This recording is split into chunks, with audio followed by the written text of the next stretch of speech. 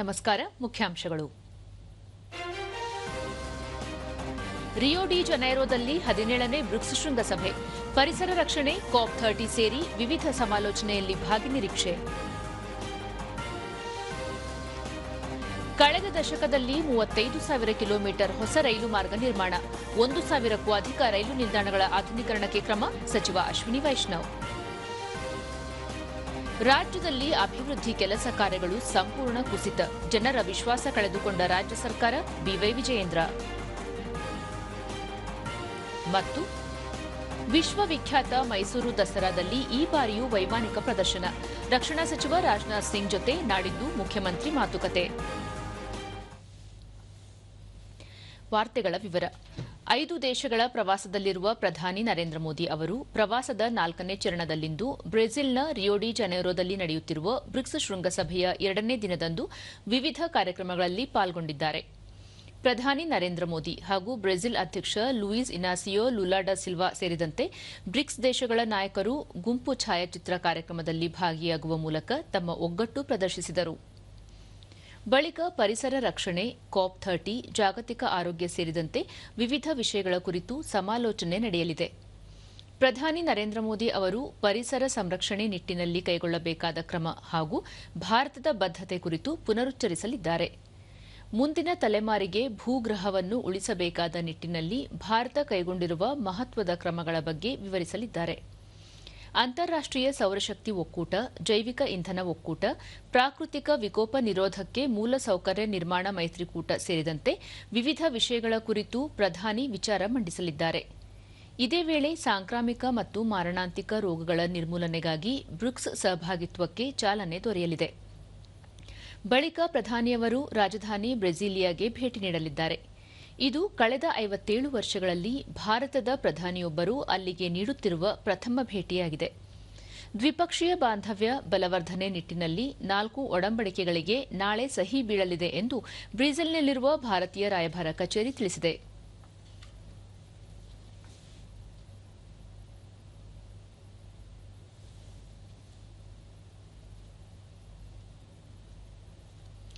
ವೇಗವಾಗಿ ಬದಲಾವಣೆ ಕಾಣುತ್ತಿರುವ ಜಾಗತಿಕ ಬೆಳವಣಿಗೆಗಳ ಹಿನ್ನೆಲೆಯಲ್ಲಿ ಬ್ರೆಜಿಲ್ನಲ್ಲಿ ನಡೆಯುತ್ತಿರುವ 2 ದಿನಗಳ ಬ್ರಿಕ್ಸ್ ಶೃಂಗಸಭೆಯು ಪ್ರಾಮುಖ್ಯತೆ ಪಡೆದುಕೊಂಡಿದೆ ಎಂದು ಆರ್ಥಿಕ ಸಂಬಂಧಗಳ ವಿದೇಶಾಂಗ ಕಾರ್ಯದರ್ಶಿ ದಮ್ಮು ರವಿ ಹೇಳಿದ್ದಾರೆ.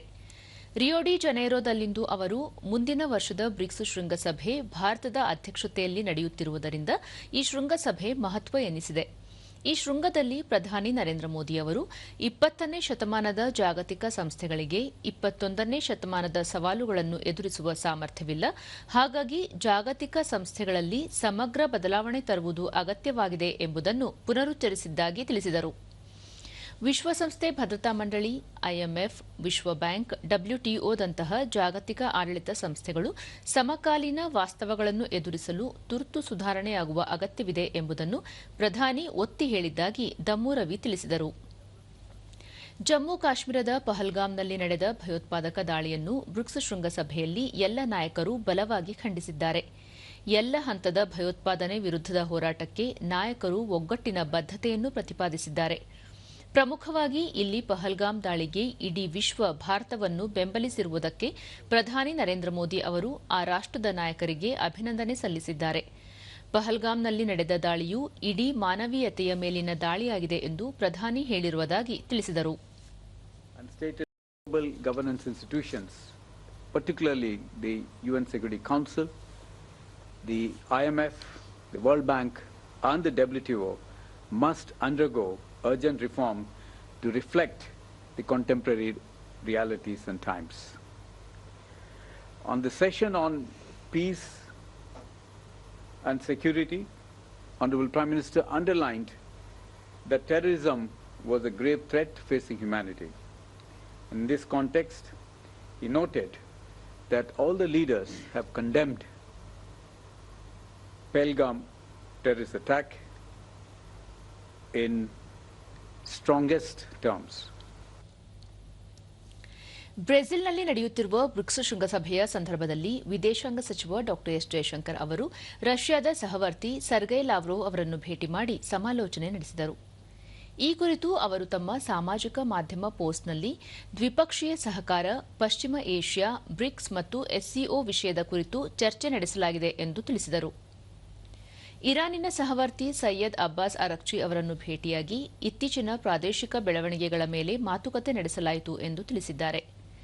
ವಿದೇಶಾಂಗ ಸಚಿವರು ಮೆಕ್ಸಿಕೋದ ವಿದೇಶಾಂಗ ಕಾರ್ಯದರ್ಶಿ ಜುವಾನ್ ರಾಮೆನ್ ಡೆಲಾ ಫ್ಯುಯೆಂಟೆ ಅವರನ್ನು ಭೇಟಿಯಾಗಿ ಆರೋಗ್ಯ, ಡಿಜಿಟಲ್ ತಂತ್ರಜ್ಞಾನ ಮತ್ತು ಬಾಹ್ಯಾಕಾಶದ ಮೇಲೆ ಕೇಂದ್ರೀಕರಿಸುವ ಭಾರತ ಮೆಕ್ಸಿಕೋ ಪಾಲುದಾರಿಕೆಯ ಮತ್ತಷ್ಟು ಪ್ರಗತಿಯ ಬಗ್ಗೆ ಚರ್ಚಿಸಿದರು. ಪ್ರಜಾಪ್ರಭುತ್ವದ ಅಂಗಗಳಾದ ಶಾಸಕಾಂಗ, ಕಾರ್ಯಾಂಗ ಮತ್ತು ನ್ಯಾಯಾಂಗದ ನಡುವೆ ಸಮನ್ವಯತೆ ಮತ್ತು ಸಾಮರಸ್ಯ ಇದ್ದಾಗ ಮಾತ್ರ ಪ್ರಜಾಪ್ರಭುತ್ವ ಬಲಗೊಳ್ಳಲು ಸಾಧ್ಯ ಎಂದು ಉಪರಾಷ್ಟಪತಿ ಜಗದೀಪ್ ಧನ್ಕರ್ ಹೇಳಿದ್ದಾರೆ. ಕೇರಳದ ಕೊಚ್ಚಿಯಲ್ಲಿಂದು ರಾಷ್ಟೀಯ ಮುಂದುವರಿದ ಕಾನೂನು ಅಧ್ಯಯನ ವಿಶ್ವವಿದ್ಯಾಲಯದ ವಿದ್ಯಾರ್ಥಿಗಳು ಮತ್ತು ಸಿಬ್ಬಂದಿಯೊಂದಿಗೆ ಸಂವಾದ ನಡೆಸಿದ ಅವರು, ಪ್ರಜಾಪ್ರಭುತ್ವದ ಪ್ರತಿ ಅಂಗವೂ ತನ್ನ ವಲಯದಲ್ಲಿ ಸಂಪೂರ್ಣ ಸ್ವಾಯತ್ತವಾಗಿದೆ. ಆದರೆ ಒಂದು ಅಂಗ ಮತ್ತೊಂದರ ಮೇಲೆ ಹಿಡಿತ ಸಾಧಿಸಲು ಮುಂದಾದರೆ ಸಮಸ್ಯೆ ಸೃಷ್ಟಿಯಾಗಲಿದೆ ಎಂದರು. ಸುಮಾರು 5,000 ವರ್ಷಗಳಿಗೂ ಹೆಚ್ಚಿನ ಶ್ರೀಮಂತ ಇತಿಹಾಸ ಹೊಂದಿರುವ ಭಾರತದಲ್ಲಿ ಧರ್ಮಶಾಸ್ತ್ರ ಮತ್ತು ಸ್ಮೃತಿಗಳಂತಹ ಗ್ರಂಥಗಳಲ್ಲಿ ನ್ಯಾಯ ಮತ್ತು ಕಾನೂನಿನ ವಿಷಯಗಳು ಸುದೀರ್ಘವಾಗಿ ಚರ್ಚೆಯಾಗಿವೆ ಎಂದು ತಿಳಿಸಿದರು. ಜಗತ್ತಿನಲ್ಲಿಯೇ ಅತ್ಯಂತ ಮಹತ್ವಾಕಾಂಕ್ಷೆಯ ರಾಷ್ಟವಾಗಿರುವ ಭಾರತ ಅತಿ ಹೆಚ್ಚು ಯುವಜನರನ್ನು ಹೊಂದಿದ್ದು, ದೇಶದ ಜನರ ಸರಾಸರಿ ವಯೋಮಾನ 28 ವರ್ಷಗಳಾಗಿದೆ. ಮತ್ತೊಂದೆಡೆ ಮುಂದುವರೆದ ರಾಷ್ಟಗಳಾದ ಅಮೆರಿಕ ಮತ್ತು ಚೈನಾ ಸರಾಸರಿ ವಯೋಮಾನ ಭಾರತಕ್ಕಿಂತ 10 ವರ್ಷ ಹೆಚ್ಚಾಗಿದೆ. ಈ ಹಿನ್ನೆಲೆಯಲ್ಲಿ ಭಾರತೀಯ ಯುವಜನರಿಗೆ ಹೆಚ್ಚು ಅವಕಾಶಗಳು ಸೃಷ್ಟಿಯಾಗಲಿವೆ ಎಂದರು. ದೇಶದ ಭವಿಷ್ಯ ರೂಪಿಸುವ ಗುರುತರ ಹೊಣೆ ಯುವಜನರದ್ದಾಗಿದ್ದು, ಜವಾಬ್ದಾರಿ ಅರಿತು ಸಕಾರಾತ್ಮಕವಾಗಿ ಸ್ಪಂದಿಸಬೇಕು ಎಂದು ಅವರು ಕರೆ ನೀಡಿದರು.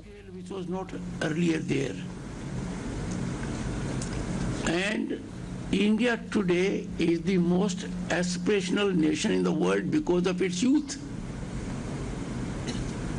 I am more enamored of you and interacting with you because our youth demographic dividend is envy of the world. We are 28 median age of our youth. China and the US, they are 10 years older to us. And therefore, you will control the destiny of this country. Our growth engine will fire on all cylinders only with your participation. ಬಳಿಕ ಉಪರಾಷ್ಟಪತಿ ಜಗದೀಪ್ ಧನ್ಕರ್ ಸುಪ್ರಸಿದ್ಧ ಗುರುವಾಯೂರು ದೇವಾಲಯಕ್ಕೆ ಭೇಟಿ ನೀಡಿ ದರ್ಶನ ಪಡೆದರು. ದೇವಾಲಯದ ಪುಣ್ಯ ಪರಿಸರದಲ್ಲಿ ಆಧ್ಯಾತ್ಮಿಕ ಮತ್ತು ಭಕ್ತಿಯ ವಾತಾವರಣದಿಂದ ಹೃದಯ ತುಂಬಿದೆ. ದೇಶದ ಮತ್ತು ಎಲ್ಲ ನಾಗರಿಕರ ಶಾಂತಿ, ಸಮೃದ್ಧಿ ಮತ್ತು ಯೋಗಕ್ಷೇಮಕ್ಕಾಗಿ ಪ್ರಾರ್ಥನೆ ಸಲ್ಲಿಸಿದ್ದೇನೆ ಎಂದು ಉಪರಾಷ್ಟಪತಿ ತಮ್ಮ ಎಕ್ಸ್ ಖಾತೆಯಲ್ಲಿ ತಿಳಿಸಿದ್ದಾರೆ. ಲೆಕ್ಕ ವಿಭಾಗಗಳಲ್ಲಿ ತಂತ್ರಜ್ಞಾನ ಮತ್ತು ನಾವೀನ್ಯತೆಯ ನೆರವಿನೊಂದಿಗೆ ಪರಿವರ್ತನೆ ತರುವುದು ಅತ್ಯಗತ್ಯ ಎಂದು ರಕ್ಷಣಾ ಸಚಿವ ರಾಜನಾಥ್ ಸಿಂಗ್ ಹೇಳಿದ್ದಾರೆ. ರಕ್ಷಣಾ ಲೆಕ್ಕ ಇಲಾಖೆ ಆಯೋಜಿಸಿರುವ 3 ದಿನಗಳ ಲೆಕ್ಕ ಪರಿಶೋಧಕರ ಸಮಾವೇಶ 2025ಕ್ಕೆ ದೆಹಲಿಯಲ್ಲಿಂದು ಚಾಲನೆ ನೀಡಿದ ಅವರು, ಅಭಿವೃದ್ಧಿ ಹಾದಿಯಲ್ಲಿ ಲೆಕ್ಕಗಳ ಸಮರ್ಪಕ ನಿರ್ವಹಣೆ ಮುಖ್ಯ ಪಾತ್ರ ವಹಿಸಲಿದೆ ಎಂದರು. ಪ್ರಸಕ್ತ ಕಂಪ್ಯೂಟರ್ ಯುಗದಲ್ಲಿ ಲೆಕ್ಕ ನಿರ್ವಹಣೆ ಸುಲಭ ಮತ್ತು ಸುಗಮವಾಗಿದೆ. ಆದರೆ ಪ್ರಾಚೀನ ಕಾಲದಿಂದಲೂ ಲೆಕ್ಕಗಳ ಸಮರ್ಪಕ ನಿರ್ವಹಣೆ ಭಾರತೀಯ ಪರಂಪರೆಯ ಭಾಗವಾಗಿ ಬೆಳೆದು ಬಂದಿದೆ.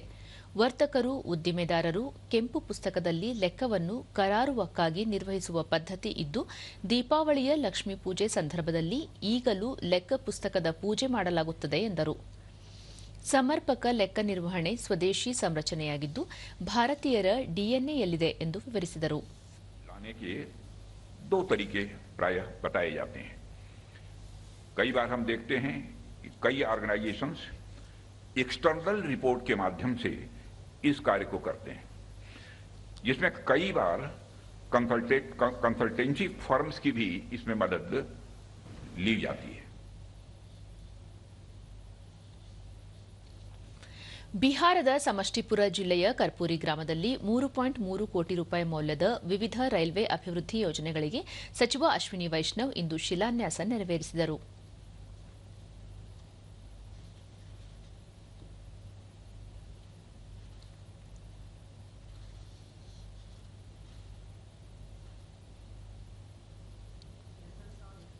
ಬಳಿಕ ಅವರು ಪ್ರಧಾನಿ ನರೇಂದ್ರ ಮೋದಿ ನೇತೃತ್ವದ ಎನ್ಡಿಎ ಸರ್ಕಾರ ರೈಲು ಪ್ರಯಾಣಿಕರಿಗೆ ಅತ್ಯಾಧುನಿಕ ಸೌಲಭ್ಯ ಒದಗಿಸಲು ಬದ್ಧ ಎಂದರು. ಕಳೆದ 11 ವರ್ಷಗಳಲ್ಲಿ ದೇಶದಲ್ಲಿ 35,000 ಕಿಲೋಮೀಟರ್ಗೂ ಹೆಚ್ಚು ಹೊಸ ರೈಲು ಮಾರ್ಗಗಳು ನಿರ್ಮಾಣವಾಗಿದ್ದು, ದೇಶಾದ್ಯಂತ 1,300ಕ್ಕೂ ಹೆಚ್ಚು ನಿಲ್ದಾಣಗಳನ್ನು ಆಧುನೀಕರಣಗೊಳಿಸಲಾಗುತ್ತಿದೆ ಎಂದು ಹೇಳಿದರು.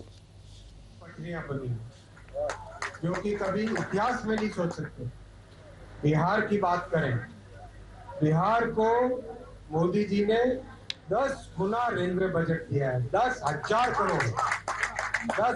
करोड़ का बजट मोदी जी ने रेलवे को बिहार के विकास के लिए दिया है. ಪ್ರಸಕ್ತ ವರ್ಷ ರಾಷ್ಟ್ರೀಯ ಸ್ವಯಂ ಸೇವಕ ಸಂಘದ ಶತಮಾನೋತ್ಸವ ವರ್ಷವಾಗಿದ್ದು, ವಿಜಯದಶಮಿ ವೇಳೆಗೆ ದೇಶಾದ್ಯಂತ ವಿವಿಧ ಕಾರ್ಯಕ್ರಮಗಳು ನಡೆಯಲಿವೆ ಎಂದು ಆರ್ಎಸ್ಎಸ್ ಪ್ರಚಾರ ಪ್ರಮುಖ ಸುನೀಲ್ ಅಂಬೇಕರ್ ಹೇಳಿದ್ದಾರೆ.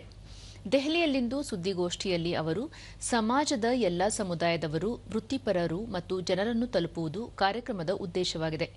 ಕಳೆದ 3 ದಿನಗಳ ಕಾಲ ನಡೆದ ಅಖಿಲ ಭಾರತೀಯ ಪ್ರಾಂತ ಪ್ರಚಾರಕರ ಸಭೆಯಲ್ಲಿ ಶತಮಾನೋತ್ಸವ ಕಾರ್ಯಕ್ರಮದ ರೂಪುರೇಷೆ ಚರ್ಚಿಸಲಾಯಿತು ಎಂದರು.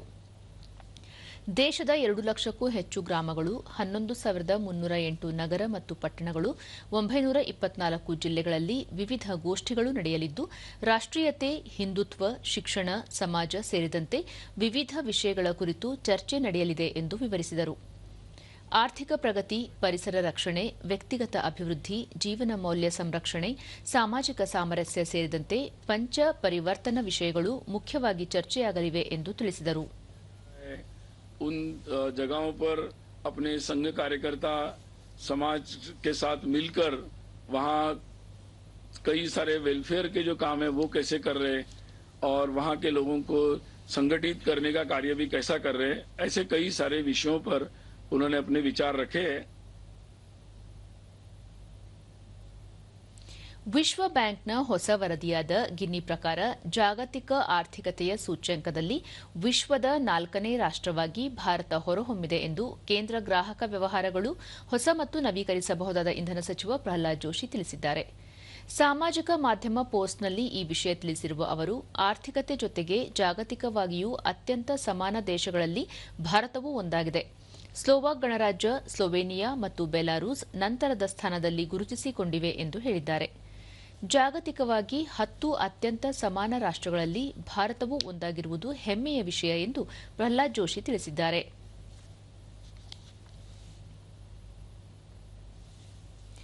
ರಾಜ್ಯದಲ್ಲಿ ಮುಖ್ಯಮಂತ್ರಿ ಸಿದ್ದರಾಮಯ್ಯ ಅವರ ಆಡಳಿತ ವೈಖರಿಯ ಬಗ್ಗೆ ಆಡಳಿತ ಪಕ್ಷದ ಶಾಸಕರಿಗೆ ವಿಶ್ವಾಸವಿಲ್ಲದಂತಾಗಿದೆ. ಇದರಿಂದ ಜನರು ಕೂಡ ವಿಶ್ವಾಸ ಕಳೆದುಕೊಂಡಿದ್ದಾರೆ ಎಂದು ಬಿಜೆಪಿ ರಾಜ್ಯಾಧ್ಯಕ್ಷ ಬಿವೈ ವಿಜಯೇಂದ್ರ ಶಿವಮೊಗ್ಗದಲ್ಲಿಂದು ಹೇಳಿದ್ದಾರೆ. ರಾಜ್ಯದಲ್ಲಿ 15 ಬಾರಿ ಬಜೆಟ್ ಮಂಡಿಸಿದ ಅನುಭವವಿರುವ ಮುಖ್ಯಮಂತ್ರಿ ಸಿದ್ದರಾಮಯ್ಯ ಅವರ ಆಡಳಿತದಲ್ಲಿ ಹಣಕಾಸು ವ್ಯವಸ್ಥೆ ಸಂಪೂರ್ಣವಾಗಿ ಕುಸಿದಿದೆ. ಅಭಿವೃದ್ಧಿ ಮಾತು ದೂರಾಗಿದೆ. ಜೊತೆಗೆ ಮುಖ್ಯಮಂತ್ರಿ ಬದಲಾವಣೆಯ ಮಾತುಗಳು ಕೇಳಿಬಂದಿವೆ ಎಂದು ಹೇಳಿದರು. ಕಾನೂನು ಸುವ್ಯವಸ್ಥೆ ಕುಸಿದಿದೆ. ಮಂಗಳೂರು, ಶಿವಮೊಗ್ಗ ಸೇರಿದಂತೆ ಹಲವು ಕಡೆ ಅಹಿತಕರ ಘಟನೆಗಳು ನಡೆಯುತ್ತಿದ್ದರೂ ರಾಜ್ಯ ಸರ್ಕಾರ ಗಂಭೀರವಾಗಿ ಪರಿಗಣಿಸಿಲ್ಲ. ರಾಜ್ಯ ಸರ್ಕಾರದ ನಿರ್ಲಕ್ಷ್ಯ ಧೋರಣೆಯನ್ನು ಖಂಡಿಸುವುದಾಗಿ ಅವರು ಹೇಳಿದ್ದಾರೆ. ಹಾಸನ ಸೇರಿದಂತೆ ರಾಜ್ಯದ ವಿವಿಧ ಭಾಗಗಳಲ್ಲಿ ಹೃದಯಾಘಾತದಿಂದ ಸಾವು ಸಂಭವಿಸುತ್ತಿದ್ದರೂ ಜಿಲ್ಲಾ ಉಸ್ತುವಾರಿ ಸಚಿವರು ಜಿಲ್ಲೆಗೆ ಭೇಟಿ ನೀಡದಿರುವುದು ಖಂಡನಾರ್ಹ. ಇಂತಹ ಸೂಕ್ಷ್ಮ ಪ್ರಕರಣಗಳಲ್ಲಿ ರಾಜ್ಯ ಸರ್ಕಾರ ಜವಾಬ್ದಾರಿಯುತವಾಗಿ ವರ್ತಿಸಬೇಕಾಗಿದೆ ಎಂದು ಹೇಳಿದರು.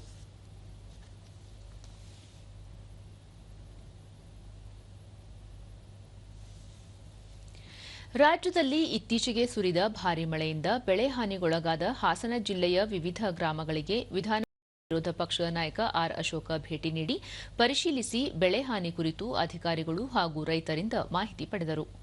ಈ ವೇಳೆ ಶಾಸಕ ಸಿಮೆಂಟ್ ಮಂಜು ಸೇರಿದಂತೆ ಹಲವರು ಉಪಸ್ಥಿತರಿದ್ದರು.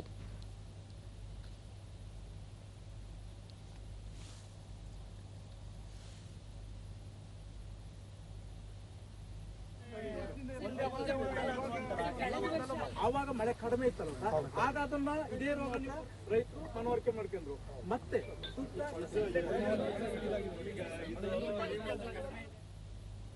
ಬಳಿಕ ಆರ್ ಅಶೋಕ ಹಾಸನ ಜಿಲ್ಲೆಯ ಆಲೂರು ತಾಲೂಕಿನ ಕರಿಗನಹಳ್ಳಿ ಸೇರಿದಂತೆ ವಿವಿಧ ಗ್ರಾಮಗಳಿಗೆ ಭೇಟಿ ನೀಡಿ ಮಳೆಯಿಂದ ಹಾನಿಯಾಗಿರುವ ಬೆಳೆ ಕುರಿತು ಪರಿಶೀಲನೆ ನಡೆಸಿದ್ದು, ರೈತರು ಆತಂಕಕ್ಕೆ ಒಳಗಾಗಿದ್ದಾರೆ. ಬೆಳೆ ಹಾನಿಯಿಂದಾಗಿ ರೈತರು ಸಮಸ್ಯೆಗೆ ಸಿಲುಕಿದ್ದಾರೆ ಎಂದು ಹೇಳಿದರು. ಮಳೆಯಿಂದ ಆಗಿರುವ ಬೆಳೆ ಹಾನಿಯ ಕುರಿತು ರಾಜ್ಯ ಸರ್ಕಾರ ಹಾನಿಯ ಅಂದಾಜು ಮಾಡಿಸಬೇಕು. ಈ ಸಂಬಂಧ ರೈತರಿಗೆ ಅಗತ್ಯ ಪರಿಹಾರ ನೀಡಬೇಕು. ಕಳಪೆ ಬಿತ್ತನೆ ಬೀಜಗಳಿಂದಲೂ ಈ ರೀತಿಯ ಸಮಸ್ಯೆಯಾಗಿದ್ದು, ಈ ಕುರಿತು ಸೂಕ್ತ ತನಿಖೆ ನಡೆಸಬೇಕು ಎಂದು ತಿಳಿಸಿದರು. ರಾಜ್ಯ ಸರ್ಕಾರ ಅಭಿವೃದ್ಧಿಯನ್ನು ಕಡೆಗಣಿಸಿದೆ. ಹೀಗಾಗಿ ಆಡಳಿತ ಪಕ್ಷದ ಶಾಸಕರಲ್ಲಿಯೇ ಅತೃಪ್ತಿ ಹೆಚ್ಚಾಗಿದೆ. ವಿರೋಧ ಪಕ್ಷವಾಗಿ ತಮ್ಮ ಕೆಲಸವನ್ನು ನಿಭಾಯಿಸುತ್ತೇವೆ. ತಾವು ಸರ್ಕಾರ ಬೀಳಿಸುವ ಯಾವುದೇ ಪ್ರಯತ್ನಕ್ಕೆ ಕೈ ಹಾಕುವುದಿಲ್ಲ ಎಂದು ಹೇಳಿದರು. ಸ್ಥಳಕ್ಕೆ ಕೂಡಲೇ ಭೇಟಿ ಮಾಡಬೇಕು, ಮುಖ್ಯಮಂತ್ರಿನೇ ಭೇಟಿ ಮಾಡಬೇಕು. ಯಾಕಂದ್ರೆ ದೊಡ್ಡ ಅನಾಹುತ ಆಗಿದೆ. 12,000 ಹೆಕ್ಟೇರ್ ಅಂತ ಹೇಳಿದ್ರೆ ಒಂದು 25% ಹಾಸನದಲ್ಲಿ ಇದು ಮಾತ್ರ. ಇಲ್ಲಾಂದ್ರೆ ನಾವು ಬೀದಿ ಪಾಲಾಗ್ತೀರಿ ಅಂತ ಡಿಮ್ಯಾಂಡ್ ಮಾಡಿದ್ದಾರೆ. ಅದನ್ನು ಕೂಡ ನಾನು ಕೂಡ ಅದನ್ನ ಸ್ಪಷ್ಟವಾಗಿ ಹೇಳ್ತಾ ಇದ್ದೀನಿ. ಕೂಡಲೇ ಅವರಿಗೆ ಸ್ಥಳಕ್ಕೆ ಅಧಿಕಾರಿಗಳನ್ನ ಕಳಿಸ್ಬೇಕು, ಎಷ್ಟು ಹಾನಿಯಾಗಿದೆ ಅಂದಾಜು ಮಾಡಬೇಕು, ಕೂಡಲೇ ಅವರಿಗೆ ಪರಿಹಾರವನ್ನ ಕೊಡಬೇಕು. ನಾವಂತೂ ಈ ಸರ್ಕಾರನ ಬೀಳ್ಸಕ್ ಹೋಗೋ ಪ್ರಶ್ನೆನೇ ಇಲ್ಲ, ಬೀಳ್ಸೋದು ಇಲ್ಲ, ಪಕ್ಷಾಂತರ ಮಾಡೋದು ಇಲ್ಲ. ನಾವು ಕಾಯ್ತಾ ಇರ್ತೀರಿ. ನಮ್ಗೆ ಯಾರೇ CM ಆಗಲಿ ನಮ್ಗೆ ಅದು ಮುಖ್ಯ ಅಲ್ಲ. ಕರ್ನಾಟಕದಲ್ಲಿ ನ್ಯಾಯವಾಗಿ ರೈತರಿಗೆ ಪರಿಹಾರ ಕೊಡಬೇಕು, ನ್ಯಾಯವಾಗಿ ಸಂಬಳ ಕೊಟ್ಕೊಂಡು ಆಸ್ಪತ್ರೆಗಳು ಶಾಲೆಗಳು ಸರಿಯಾಗಿ ನಡ್ಕೊಳಕ್ ನೋಡ್ಕೋಬೇಕು. ಅಷ್ಟೇ ನಮ್ದು. ಯಾರನ್ನ CM ಆಗಲಿ ನಮ್ದೇನು ಅಭ್ಯಂತರ. ರಾಜ್ಯದಲ್ಲಿ ಪರಿಶಿಷ್ಟ ಸಮುದಾಯದ ಕಲ್ಯಾಣಕ್ಕೆ ಮೀಸಲಿಟ್ಟ ಅನುದಾನವನ್ನು ಖಾತರಿ ಯೋಜನೆಗಳಿಗೆ ಬಳಸಿಕೊಳ್ಳುವ ಮೂಲಕ ಈ ಸಮುದಾಯದ ಅಭಿವೃದ್ಧಿಯನ್ನು ರಾಜ್ಯ ಸರ್ಕಾರ ಕಡೆಗಣಿಸಿದೆ ಎಂದು ವಿಧಾನ ಪರಿಷತ್ತಿನ ವಿರೋಧ ಪಕ್ಷದ ನಾಯಕ ಛಲವಾದಿ ನಾರಾಯಣಸ್ವಾಮಿ ಬೆಂಗಳೂರಿನಲ್ಲಿಂದು ಹೇಳಿದ್ದಾರೆ. ಜೊತೆಗೆ ಪರಿಶಿಷ್ಟ ಸಮುದಾಯದ IAS, IPS, KAS ಅಧಿಕಾರಿಗಳಿಗೆ ಹುದ್ದೆಗಳನ್ನು ನೀಡುವಲ್ಲಿ ತಾರತಮ್ಯ ಮಾಡಲಾಗುತ್ತಿದೆ ಎಂದು ಅಧಿಕಾರಿಗಳು ರಾಜ್ಯ ಸರ್ಕಾರದ ವಿರುದ್ಧ ಆಕ್ಷೇಪ, ಅಸಮಾಧಾನ ವ್ಯಕ್ತಪಡಿಸಿದ್ದಾರೆ.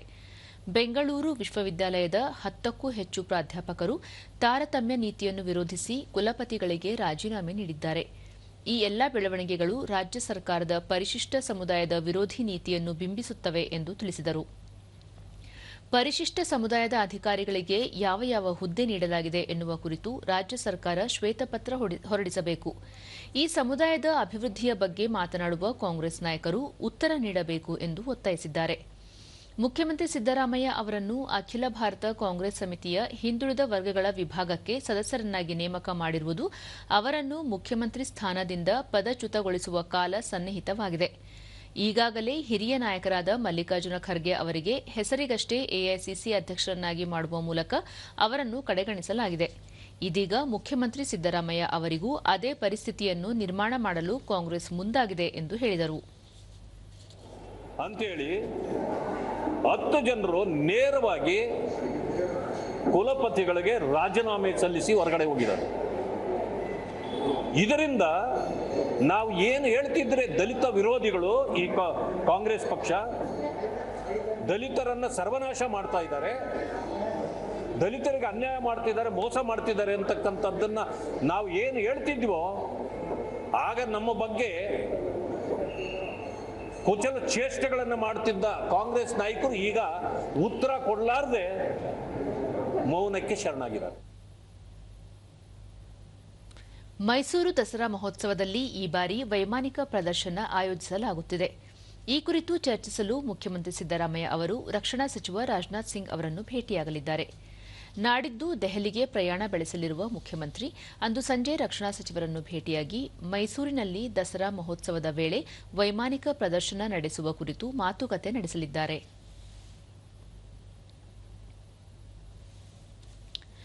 ರಾಜ್ಯದಲ್ಲಿ ಹೆಚ್ಚುತ್ತಿರುವ ಹೃದಯಾಘಾತ ಪ್ರಕರಣಗಳ ಕುರಿತು ವರದಿ ನೀಡಲು ರಚಿಸಲಾಗಿದ್ದ ತಜ್ಞರ ಸಮಿತಿ ಸರ್ಕಾರಕ್ಕೆ ವರದಿ ನೀಡಿದ್ದು, ಕೋವಿಡ್ ಲಸಿಕೆಯಿಂದ ಹೃದಯಾಘಾತ ಪ್ರಕರಣಗಳು ಸಂಭವಿಸಿವೆ ಎನ್ನುವುದಕ್ಕೆ ಯಾವುದೇ ಆಧಾರ ಇಲ್ಲ ಎಂದು ಆರೋಗ್ಯ ಮತ್ತು ಕುಟುಂಬ ಕಲ್ಯಾಣ ಸಚಿವ ದಿನೇಶ್ ಗುಂಡೂರಾವ್ ಬೆಂಗಳೂರಿನಲ್ಲಿಂದು ಹೇಳಿದ್ದಾರೆ.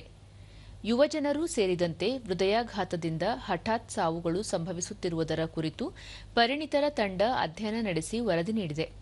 ಹೃದಯಾಘಾತಕ್ಕೆ ಧೂಮಪಾನ, ಆಹಾರ ಹಾಗೂ ಜೀವನ ಶೈಲಿ, ಮಾಲಿನ್ಯ, ಆರೋಗ್ಯ ಸ್ಥಿತಿಗತಿ, ಹೃದಯದ ಆರೋಗ್ಯ ಮೇಲೆ ಪ್ರಭಾವ ಬೀರಿವೆ ಎನ್ನುವ ಸಂಗತಿಯನ್ನು ತಿಳಿಸಲಾಗಿದೆ ಎಂದು ಮಾಹಿತಿ ನೀಡಿದ್ದಾರೆ. ಹಾಸನ ಜಿಲ್ಲೆಯಲ್ಲಿ ಉಳಿದ ಭಾಗಗಳಿಗಿಂತಲೂ ಹೆಚ್ಚಿನ ಹೃದಯಾಘಾತ ಪ್ರಕರಣಗಳು ದಾಖಲಾಗಿವೆ. ಈ ಬಗ್ಗೆ ಸರ್ಕಾರ ಕೆಲವು ನಿರ್ಣಯಗಳನ್ನು ಕೈಗೊಂಡಿದ್ದು, ಸಾರ್ವಜನಿಕರಿಗೆ ಹೃದಯದ ಆರೋಗ್ಯ ಸಂಬಂಧ ಅರಿವು ಮೂಡಿಸಲಾಗುವುದು. ಹಠಾತ್ ಸಾವುಗಳನ್ನು ಗುರುತಿಸಿ ಮರಣೋತ್ತರ ಪರೀಕ್ಷೆಗೆ ಕ್ರಮ ವಹಿಸಲಾಗುವುದು. 15 ವರ್ಷ ಒಳಪಟ್ಟ ಮಕ್ಕಳಿಗೆ ಹೃದಯ ತಪಾಸಣೆಗೆ ಒತ್ತು ನೀಡುವ ಜೊತೆಗೆ ಎಲ್ಲಾ ಖಾಸಗಿ ಸಂಸ್ಥೆಗಳು ವರ್ಷಕ್ಕೆ ಒಮ್ಮೆಯಾದರೂ ತಮ್ಮೆಲ್ಲ ಉದ್ಯೋಗಿಗಳಿಗೆ ಸಂಪೂರ್ಣ ಆರೋಗ್ಯ ತಪಾಸಣೆ ನಡೆಸಬೇಕು ಎಂದು ತಿಳಿಸಿದರು. ಕೋವಿಡ್ ಅಂತಲೂ ಹೇಳೋಕ್ಕಾಗೋದಿಲ್ಲ. ಕೋವಿಡ್ ಕೂಡ ಒಂದು ಸಣ್ಣ ಒಂದು ಕಾರಣ ಇರ್ಬೋದು, ಅದ್ರ ಜೊತೆಯಲ್ಲಿ ಬೇರೆ ಬೇರೆ ಕಾರಣಗಳೆಲ್ಲ ಇದೆ. ಅದು ನಮ್ಮ ಬದುಕಿನಲ್ಲಿ ಬದಲಾವಣೆ, ನಮ್ಮ ಅಭ್ಯಾಸಗಳು ಮತ್ತು ನಮ್ಮ ಮತ್ತು ಹೆಚ್ಚು ತಪಾಸಣೆ ಮಾಡಿಸ್ಕೊಳ್ಳುವಂತ ಕೂಡ ಇವತ್ತು ಅವಶ್ಯಕತೆ ಕಾಣುತ್ತೆ. ಅದಕ್ಕೋಸ್ಕರ ನಾವು ಹೆಚ್ಚು ಈ ತಪಾಸಣೆಗೆ, ಪರೀಕ್ಷೆಗಳಿಗೆ ಹೆಚ್ಚು ಒತ್ತನ್ನು ಕೊಡೋಣ, ಸಾರ್ವಜನಿಕರು ಜಾಗೃತಿ ಮೂಡಿಸೋಣ. ನೋಡಿ, ಎಕ್ಸ್ಟೆಂಟ್ ಸ್ಟಡಿ ಇವೆಲ್ಲ ದೊಡ್ಡ ದೊಡ್ಡ ಸಂಶೋಧನೆ ಮಾಡುವಂತ, ಯಾಕಂದ್ರೆ ಅವರು ಜಯದೇವ ಡೈರೆಕ್ಟರ್, ಅವ್ರಿಗೆ 108 ಕೆಲಸ ಇರ್ತದೆ, ನಮ್ಮ ಪ್ರತಿಯೊಬ್ಬರು ಕೂಡ ಕೆಲಸ ಇರ್ತದೆ. ಅವರಲ್ಲಿ ಏನಂತ ಹೇಳಿದ್ರೆ, ಈಗ ನಾವು ಅದಕ್ಕೆ ಈ ಹಠಾತ್ ಮರಣ ಆಗುವಂಥದ್ದನ್ನ ನಾವು ಇವತ್ತು ನೋಟಿಫೈಯಬಲ್ ಮಾಡಿದ್ದೀವಿ.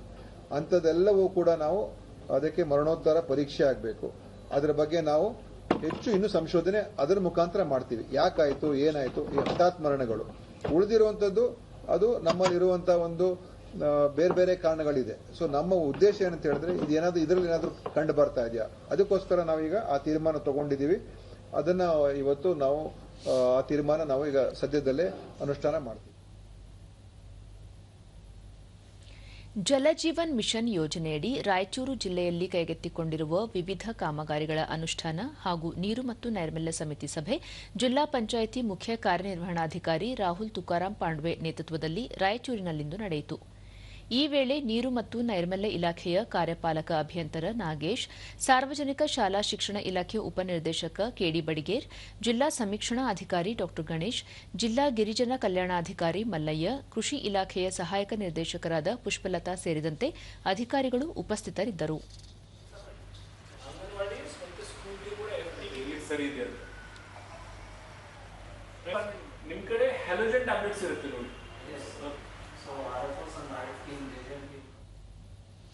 ಬಳಿಕ ರಾಹುಲ್ ತುಕಾರಾಂ ಪಾಂಡ್ವೆ ಜಿಲ್ಲೆಯಲ್ಲಿ ಜಲಜೀವನ್ ಮಿಷನ್ ಯೋಜನೆಯಡಿ ಕೈಗೆತ್ತಿಕೊಂಡಿರುವ ಕಾಮಗಾರಿಗಳನ್ನು ತ್ವರಿತವಾಗಿ ಪೂರ್ಣಗೊಳಿಸಬೇಕು, ಜೊತೆಗೆ 1 ತಿಂಗಳ ಒಳಗಾಗಿ ಎಲ್ಲೆಲ್ಲಿ ಯೋಜನೆಯ ಸಂಪರ್ಕ ನೀಡಿಲ್ಲವೋ ಅಂತಹ ಕಡೆ ಸಂಪರ್ಕ ಕಲ್ಪಿಸಲು ಆದ್ಯತೆ ನೀಡಬೇಕು ಎಂದು ಹೇಳಿದರು.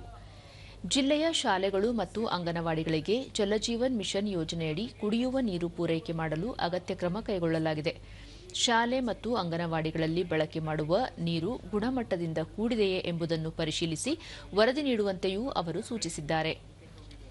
ಎಲ್ಲ ನೆಕ್ಸ್ಟ್ 1 ತಿಂಗಳಲ್ಲಿ ಎಲ್ಲ ಅಂಗನವಾಡಿ ಮತ್ತು ಸ್ಕೂಲ್ಗೆ ಜೆಜೆಎಂ ಇಂದ ಕನೆಕ್ಷನ್ ಕೊಡಬೇಕು ಅಂತ ಕೂಡ ಡೈರೆಕ್ಷನ್ ಕೊಟ್ಟಿದ್ದೀವಿ. ಅದು ಕೂಡ ಕೆಲಸ ನಡೀತಾ ಇದೆ. ಸ್ಕೂಲ್ಗೆ ಮೋಸ್ಟ್ ಆಫ್ ದಿ ಸ್ಕೂಲ್ಗೆ ಈಗ ಆರೋ ಪ್ಲಾಂಟ್ ನಾವು ಕೊಟ್ಟಿದ್ದೀವಿ, ಚಿಕ್ಕ ಆರೋ ಪ್ಲಾಂಟ್ ಇದೆ, ಅದು ಕೊಟ್ಟಿದ್ದೀವಿ. ಮತ್ತು ಅಡಿಗೆ ಸಲುವಾಗಿ ಕೂಡ ಈಗ ನಮ್ಮ ಕಡೆ MDS ಏನಿದೆ, ಮಲ್ಟಿ ವಿಲ್ ಸ್ಕೀಮ್, ಆ ಕಡೆ ಆಲ್ರೆಡಿ ವಾಟರ್ ಟ್ರೀಟ್ಮೆಂಟ್ ಆಗಿ ಬರುತ್ತೆ ಆ ಕಡೆ. ಸೊ ಆ ಕಡೆ ಸ್ಕೂಲ್ಗೆ ಏನೂ ಸಮಸ್ಯೆ ಇಲ್ಲ.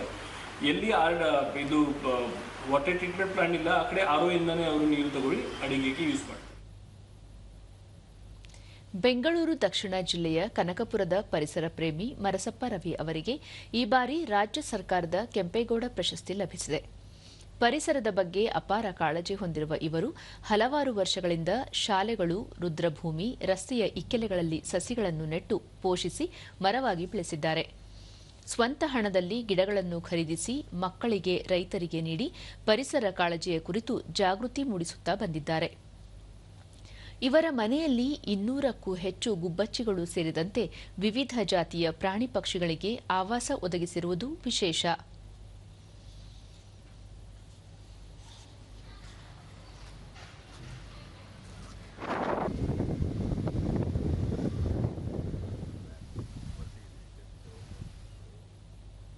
ದೂರದರ್ಶನದೊಂದಿಗೆ ಪರಿಸರ ಪ್ರೇಮಿ ಮರಸಪ್ಪ ರವಿ ಕಳೆದ 40 ವರ್ಷಗಳಿಂದಲೂ ಇದೇ ಬಗೆಯ ಪರಿಸರ ಕಾಳಜಿ ಬರೆದಿದೆ. ಶಾಲೆಗಳ ಆವರಣ, ರಸ್ತೆ ಬದಿಗಳಲ್ಲಿ ಗಿಡಗಳನ್ನು ನೆಟ್ಟು ಪೋಷಿಸಿದ್ದು ಅವುಗಳೆಲ್ಲ ಹೆಮ್ಮೆರವಾಗಿ ಪ್ರಾಣಿ ಪಕ್ಷಿಗಳಿಗೆ ನೆರಳು, ಹಣ್ಣು, ಆವಾಸ ಒದಗಿಸುತ್ತಿವೆ. ನಿರಂತರವಾಗಿ ಮಕ್ಕಳಿಗೆ ಪರಿಸರದ ಕಾಳಜಿಯ ಅಗತ್ಯತೆಯ ಬಗ್ಗೆ ಜಾಗೃತಿ ಮೂಡಿಸುತ್ತಿದ್ದು, ಉತ್ತಮ ಸ್ವಚ್ಛ ಪರಿಸರದ ಹಿಂದೆ ನಮ್ಮ ಆರೋಗ್ಯ ಅಡಗಿದೆ. ಸ್ವಂತ ದುಡಿಮೆಯ ಹಣದಲ್ಲಿ ಪ್ರತಿ ವರ್ಷವೂ 5 ರಿಂದ 6 ಸಾವಿರ ಸಸಿಗಳನ್ನು ಖರೀದಿಸಿ ರೈತರಿಗೆ, ಸಾರ್ವಜನಿಕರಿಗೆ ನೀಡಿ ಅರಿವು ಮೂಡಿಸುತ್ತಿದ್ದೇನೆ. ಈ ಕಾಯಕ ಗುರುತಿಸಿ ಕೆಂಪೇಗೌಡ ಪ್ರಶಸ್ತಿ ನೀಡಿರುವುದಕ್ಕೆ ಅಪಾರ ಸಂತಸವಾಗಿದೆ ಎಂದರು. ಅವಕ್ಕೆಲ್ಲ ಬದುಕಕ್ಕೆ ನಾವು ಸಹಾಯ ಮಾಡಬೇಕು ಅಂತ ಯಥೇಚ್ಛ ಗಿಡಗಳನ್ನು ಇಟ್ಕೊಂಡು ನಾನು ಈ ಪರಿಸರ ಪ್ರೇಮನ ಅತಿ ಹೆಚ್ಚು ನಾನು ಬೆಳೆಸ್ಕೊಂಡು ಬರ್ತಾ ಇದ್ದೀನಿ. ಹಾಗೆಯೇ ನಮ್ಮ ರಾಮನಗರ ಜಿಲ್ಲೆಯಲ್ಲಿ ಕನ್ನಡ ರಾಜ್ಯೋತ್ಸವ ಪ್ರಶಸ್ತಿಯನ್ನು, ಜಿಲ್ಲಾ ಪ್ರಶಸ್ತಿಯನ್ನು ಕೊಟ್ಟಿದ್ದಾರೆ. ಕರ್ನಾಟಕ ಸರ್ಕಾರ, DK ಶಿವಕುಮಾರ್ ಸಾಹೇಬರು, ನಮ್ಮ ಇನ್ನೂ ಹಲವಾರು ಮಂತ್ರಿಗಳು ಸೇರಿ ನನಗೆ ರಾಜ್ಯದ ಕೆಂಪೇಗೌಡ ನಾಡಪ್ರಭು ಕೆಂಪೇಗೌಡ ಪ್ರಶಸ್ತಿಯನ್ನು ಪುರಸ್ಕಾರವನ್ನು ಮಾಡಿದ್ದಾರೆ. ಇನ್ನೂ ಹಲವಾರು ಸಂಘ ಸಂಸ್ಥೆಯವರು ನನಗೆ ಫೋನ್ ಮಾಡಿ ನನಗೆ ಮೆಚ್ಚುಗೆಯನ್ನು ಕೊಡ್ತಾ ಇದ್ದಾರೆ. ನನಗೆ ಬಹಳ ಸಂತೋಷ ಆಗ್ತಾ ಇದೆ. ದಮ್ಮದೀವಿಗೆ ಚಾರಿಟಬಲ್ ಟ್ರಸ್ಟ್ನ ಮಲ್ಲಿಕಾರ್ಜುನ್, ಪರಿಸರದ ಬಗ್ಗೆ ತಮಗಿರುವ ಅಪಾರ ಕಾಳಜಿಯಿಂದಾಗಿ ಮರಸಪ್ಪ ರವಿ ಅವರು ಸಾಧ್ಯವಿರುವ ಎಲ್ಲ ಸ್ಥಳಗಳಲ್ಲಿ ಗಿಡ ಮರಗಳನ್ನು ನೆಟ್ಟು ಪೋಷಿಸುತ್ತಾ ಬಂದಿದ್ದಾರೆ. ಅವರ ಮನೆಯೇ ಒಂದು ಸುಂದರ ಪಕ್ಷಿಧಾಮವಾಗಿ ಪರಿವರ್ತನೆಯಾಗಿದೆ. ಪಟ್ಟಣದ ನಡುವೆ ಮನೆ ಇದ್ದರೂ ಪ್ರಾಣಿ ಪಕ್ಷಿಗಳಿಗೆ ಸ್ವಚ್ಛಂದ ಸುರಕ್ಷಿತ ಅರಣ್ಯದ ಭಾವ ತರಿಸುವಂತಿದೆ. ಸಾಕಷ್ಟು ಪಕ್ಷಿಗಳು ತಾವೇ ಬಂದು ಅವರ ಮನೆಯಲ್ಲಿ ನೆಲೆಸಿರುವುದು ಇದಕ್ಕೆ ನೈಜ ಉದಾಹರಣೆ ಎಂದರು. ನೀರಿನ ವ್ಯವಸ್ಥೆಯನ್ನ ಮತ್ತು ಹಣ್ಣು ಹಂಪಲುಗಳನ್ನು ತಿನ್ನುವಂತ ವ್ಯವಸ್ಥೆಯನ್ನ ಮರ್ಸಪ್ನವರು ಮತ್ತೆ ಅವರ ಮನೆಯವರು ಶ್ರೀಮತಿಯವರು ಸೇರ್ಕೊಂಡು ಆ ಒಂದು ವ್ಯವಸ್ಥೆಯನ್ನ ಮಾಡಿದ್ದಾರೆ. ಅದರಿಂದಾಗಿ ಪಟ್ಟಣದ ಮಧ್ಯದಲ್ಲಿರ್ತಕ್ಕಂಥ ಮಳೆಗಾಲಿನಲ್ಲಿರ್ತಕ್ಕಂಥ ಅವರ ಮನೆ ಒಂದ್ ರೀತಿ ದಟ್ಟ ಅರಣ್ಯದಲ್ಲಿರ್ತಕ್ಕಂಥ ಹಕ್ಕಿಗಳಿಗೆ ಮತ್ತು ಪಕ್ಷಿಗಳಿಗೆ ಒಂದು ಹಿತವಾದಂತ ವಾತಾವರಣವನ್ನ ಸೃಷ್ಟಿ ಮಾಡ್ತಕ್ಕಂಥ ಒಂದು ಗೂಡಾಗಿ ಅವರ ಮನೆ ಇದೆ. ಶಿಕ್ಷಕ ಶ್ರೀಧರ್, ನಮ್ಮ ಶಾಲಾ ಆವರಣದಲ್ಲಿ ಹಲವಾರು ಗಿಡಗಳನ್ನು ನೆಟ್ಟು ಅವರು ರಕ್ಷಿಸಿದ್ದಾರೆ. 15ರಿಂದ 20 ವರ್ಷಗಳ ಮರಗಳು ಬೆಳೆದು ನಿಂತಿವೆ. ಪರಿಸರ ದಿನದಂದು ಸಾವಿರಾರು ಸಸಿಗಳನ್ನು ಸಾರ್ವಜನಿಕರಿಗೆ ನೀಡಿ ನಿರಂತರ ಜಾಗೃತಿಯಲ್ಲಿ ತೊಡಗಿಸಿಕೊಂಡಿದ್ದಾರೆ ಎಂದರು. ಸುಮಾರು ಒಂದು 5,000ಕ್ಕಿಂತ ಹೆಚ್ಚು ಗಿಡಗಳನ್ನ ಇವರು ಹೊರಗಡೆ ನಡೆಸ್ತಾರೆ. ಜೊತೆಗೆ ವಿತರಣೆಯನ್ನು ಕೂಡ ಮಾಡ್ತಾ ಇದ್ದಾರೆ. ಸಾಕಷ್ಟು ಊರುಗಳಲ್ಲಿ ಹೂವಿನ ಗಿಡಗಳನ್ನು ಕೂಡ ಇವರು ಕೊಟ್ಟಿದ್ದಾರೆ. ಕೆಂಪೇಗೌಡ ಪ್ರಶಸ್ತಿಯನ್ನು ಕೊಟ್ಟಿರೋದು ನಮ್ಗೆಲ್ರಿಗೂ ಕೂಡ ಹೆಮ್ಮೆಯನ್ನ ತರ್ತಕ್ಕಂತ ಒಂದು ವಿಷಯನೇ ಆಗಿದೆ. ಹವಾಮಾನ ವರದಿ ಇಂತಿದೆ. ರಾಜ್ಯಾದ್ಯಂತ ನೈಋತ್ಯ ಮುಂಗಾರು ಸಾಮಾನ್ಯ. ಕರಾವಳಿಯ ಬಹುತೇಕ ಕಡೆ ಹಾಗೂ ದಕ್ಷಿಣ ಒಳನಾಡಿನ ಕೆಲ ಪ್ರದೇಶಗಳು ಹಾಗೂ ಉತ್ತರ ಒಳನಾಡಿನ ಅಲ್ಲಲ್ಲಿ ಮಳೆಯಾಗಿದೆ. ಉತ್ತರ ಕನ್ನಡ ಜಿಲ್ಲೆಯ ಕ್ಯಾಸಲ್ ರಾಕ್ನಲ್ಲಿ ಅತಿ ಹೆಚ್ಚು 12 ಸೆಂಟಿಮೀಟರ್ ಮಳೆಯಾಗಿದೆ. ಉಳಿದಂತೆ ಮಂಕಿ, ಭಾಗಮಂಡಲ 8, ಕಮ್ಮರಡಿ, ಯಲ್ಲಾಪುರ 7, ಮಾಣಿ, ಆಗುಂಬೆ, ಶೃಂಗೇರಿ 6, ಬಂಟ್ವಾಳ, ಪುತ್ತೂರು, ಬೆಳ್ತಂಗಡಿ, ಕಾರ್ಕಳ, ಮೂಡುಬಿದಿರೆ, ಲೋಂಡಾ 5, ಧರ್ಮಸ್ಥಳ, ಸುಳ್ಯ 4, ಕದ್ರಾ, ಜೋಯಿಡಾ, ಮಂಗಳೂರು, ಶಿರಾಲಿ, ಹೊನ್ನಾವರ, ಸಿದ್ದಾಪುರ, ಕೋಟಾ, ಶಕ್ತಿನಗರದಲ್ಲಿ 3 ಸೆಂಟಿಮೀಟರ್ ಮಳೆಯಾಗಿದೆ.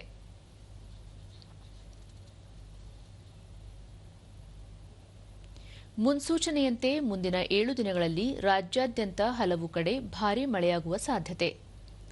ಕರಾವಳಿ ತೀರ ಪ್ರದೇಶದಲ್ಲಿ ಗಂಟೆಗೆ 40ರಿಂದ 60 ಕಿಲೋಮೀಟರ್ ವೇಗದಲ್ಲಿ ಗಾಳಿ ಬೀಸುವ ಸಾಧ್ಯತೆ ಇದ್ದು, ಮೀನುಗಾರರು ಸಮುದ್ರಕ್ಕೆ ಇಳಿಯದಂತೆ ಮುನ್ನೆಚ್ಚರಿಕೆ ನೀಡಲಾಗಿದೆ.